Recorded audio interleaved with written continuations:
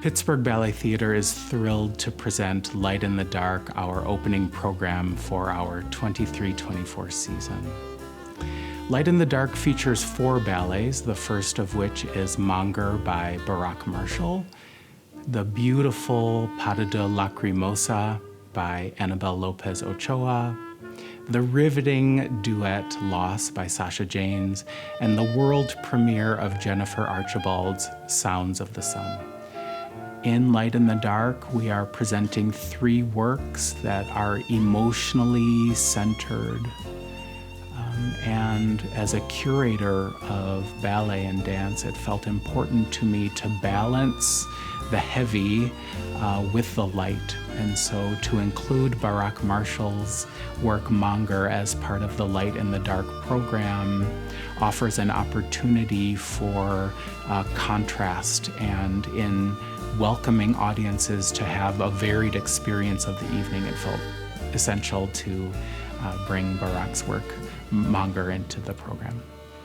The inspiration to create Monger was, I think, in its heart, the experience of living in 2 societies, Israel and the United States, and recognizing the hierarchies of power which prevent us from realizing our own self-worth. So I think that was really the impetus, but it really is, at its heart, a story that is universal. It's about 10 servants in the basement of the house of an evil mistress struggling to rid themselves of those constraints on their lives. So it's really a story about realizing your full potential and your freedom. Working on Monger is so interesting because there's an intensity that we don't usually access in the ballets we do. There's some anger that we don't normally access as just humans in our day-to-day life. And so bringing that into the room and just having this moment of being able to express all of that pent-up rage is just very freeing. We are excited for Jennifer Archibald's return to Pittsburgh Ballet Theatre. Most recently, Jennifer created Through the Window for the company. And for the Light in the Dark program, she will create the world premiere work Sounds of the Sun. Working on a world premiere with brand new choreography is so different than working on a classical ballet that's been done for years and years. There's so much breathing room in it to put your own personal stamp on things. The solo I do at 11 o'clock in rehearsal can be completely different than the one I do at 1 o'clock. And that's because Jennifer's given us the freedom within her choreography, within her framework, to let it resonate in our bodies as we feel it suits us.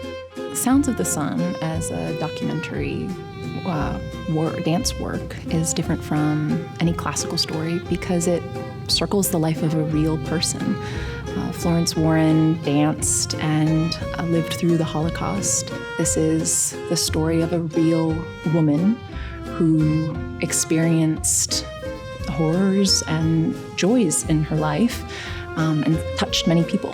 When you're honoring a community that has experienced such loss, it's very important to attack the work with sensitivity and integrity, and you really want to completely put yourself in the story and in all the characters of the piece.